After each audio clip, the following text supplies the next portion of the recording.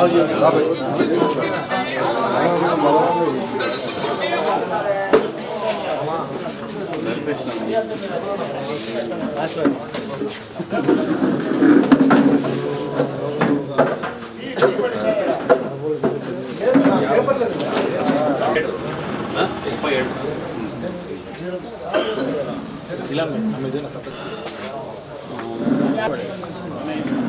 పక్క రోడ్డు కదా అంతా నీకే ఈ మోట్ల నుంచి ఇంటికి అట్లా పైకి ఆ చెరుగడ్డ వరకు పాతగడ్డ వరకు అది కూడా అట్లే అట్లా.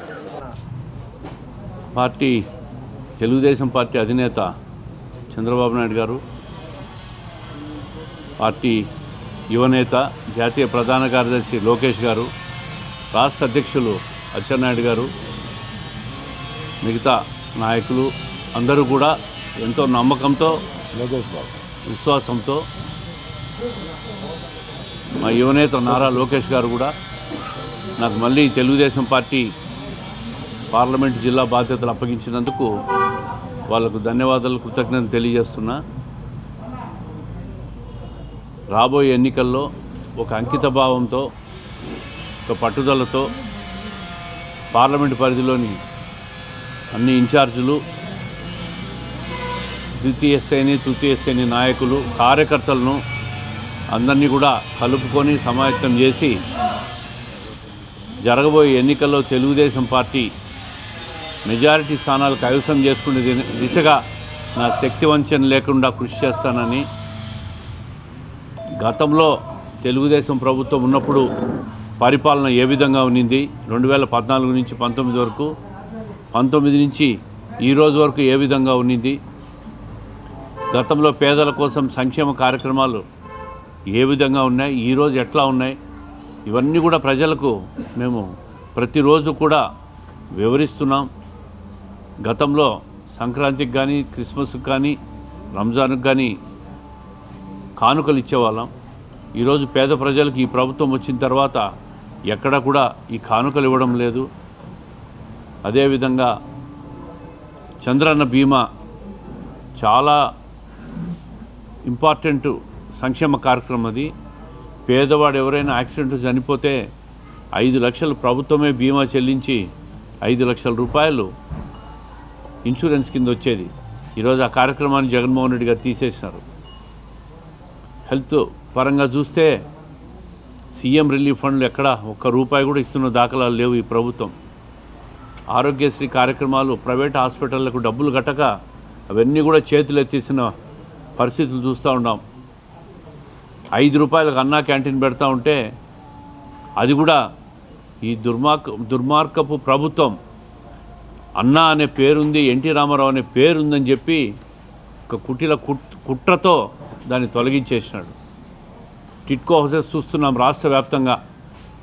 దాదాపు 8 లక్షల పైగా ఇల్లు కడితే ఒక్క ఇల్లు కూడా ఈరోజు గతంలో పూర్తయిన ఇల్లులు, గతంలో అలాట్ చేసిన లబ్ధిదారులకు కూడా ఈరోజు ఒక్క ఇల్లు కూడా ఇవ్వకుండా మళ్ళీ దానికి వైఎస్ఆర్ కాంగ్రెస్ పార్టీ రంగు కొట్టుకొని అవన్నీ కూడా పేద ప్రజలకు ఇవ్వకుండా కూడా నిలిపేసుకున్నాడు. ఇవన్నీ కూడా చంద్రబాబు నాయుడు ఏ కార్యక్రమాలు చేసినాడో అవన్నీ కూడా జరగకూడదు, నిలిపివేయాలా, ఆయన పేరు ఉండకూడదు ఈ రాష్ట్రంలో అని చెప్పి ఒక ఏకైక లక్ష్యంతో జగన్మోహన్ రెడ్డి గారు పనిచేస్తున్నాడు. ఈ ప్రభుత్వం వచ్చిన తర్వాత అభివృద్ధి కార్యక్రమాలన్నీ నిలిచిపోయినాయి. పోలవరం ప్రాజెక్టు ఎక్కడ వేసింది అక్కడే ఉంది.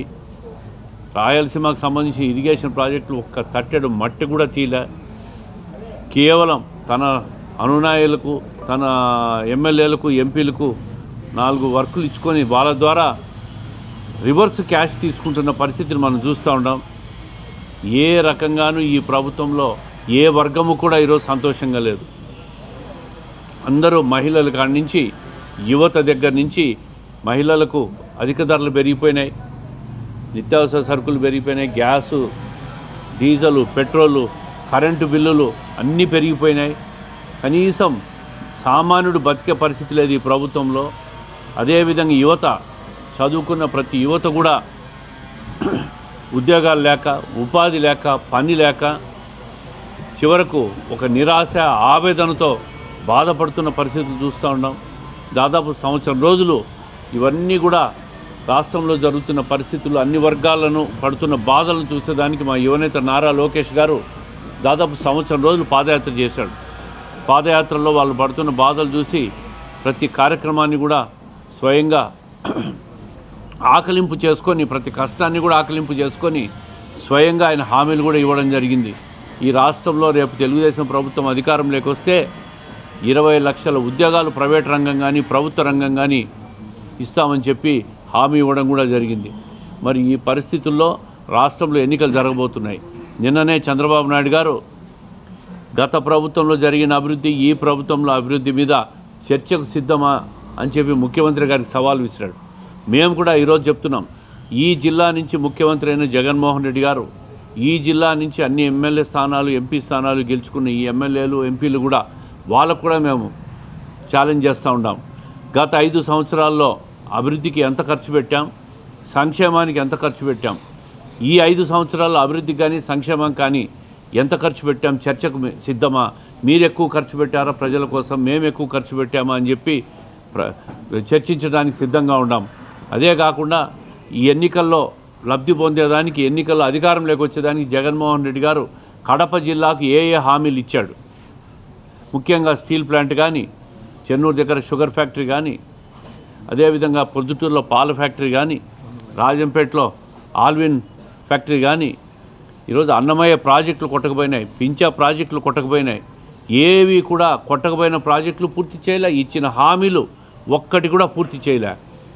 మేము అడుగుతున్నాం, మీరు ఇచ్చిన హామీలు పూర్తి చేయలేదు, దాని మీద మీరు చర్చకు సిద్ధమా అని చెప్పి ఈ ఎమ్మెల్యేలను, ఎంపీలను అందరినీ కూడా మేము కూడా చర్చకు సిద్ధమా అని చెప్పి వాళ్ళకి సవాల్ విసురుతూ ఉన్నాం. మీరు ఏమీ చేయలేక కేవలం తెలుగుదేశం పార్టీ వాళ్ళు ప్రశ్నిస్తే అక్రమ కేసులు పెట్టడం, దాడులు చేయడం, ఎక్కడ చూసినా ప్రొద్దుటూరులో అయితే, మీ కడపలో అయితే, మీ జమ్మలమడుగులో అయితే, మీ శాసనసభ్యులు మాట్లాడుతున్న విధానం, భాష పరిధులు దాటిపోతూ ఉన్నాయి. అంటే మీరు చేసిన అవినీతి, అభివృద్ధి లేని కార్యక్రమాలను మేము ప్రశ్నిస్తే మీరు ఈ భాష వాడతారా? ఈ 5 సంవత్సరాల్లో పూర్తిగా ఈ వైఎస్ఆర్ కాంగ్రెస్ ప్రభుత్వం పూర్తిగా వైఫల్యమైంది. ఎన్నికల్లో లబ్ధి పొందేదానికి, ఎన్నికల్లో ముఖ్యమంత్రి అయ్యేదానికి అబద్ధపు హామీలన్నీ ఇచ్చి కడప జిల్లా ప్రజలను కూడా నట్టేట ముంచిన జగన్మోహన్ రెడ్డి గారిని, ఈ 7 మంది ఎమ్మెల్యేలను, ఎంపీలను కూడా సాగనంపాలి ఇంటికి. ఈరోజు చూస్తూ ఉన్నాం, గతంలో రాజశేఖర రెడ్డి గారు ముఖ్యమంత్రి ఉన్నాడు. రాజశేఖర రెడ్డి గారు ఆయన తమ్ముడు గురించి ఏం చెప్పాడు, ఆయన తమ్ముడిని ఏ విధంగా క్యారీ చేశాడు, ఈరోజు జగన్మోహన్ రెడ్డి గారు ముఖ్యమంత్రి అయిన తర్వాత వాళ్ళ చిన్నాన్న హత్య కేసులో ఏ విధంగా స్పందిస్తున్నాడు. ఆయన వాళ్ళ తమ్ముడిని మోసుకొని వెళ్తే ఈ ముఖ్యమంత్రి జగన్మోహన్ రెడ్డి గారు అదే తమ్ముడిని, కుటుంబాన్ని ఈరోజు నట్టేట ముంచేసి నడి రోడ్డులో పడేసినాడు. ప్రజలు కూడా అన్నీ గమనిస్తూ ఉన్నారు. ఎవరు సమర్థులు ఈ రాష్ట్రానికి?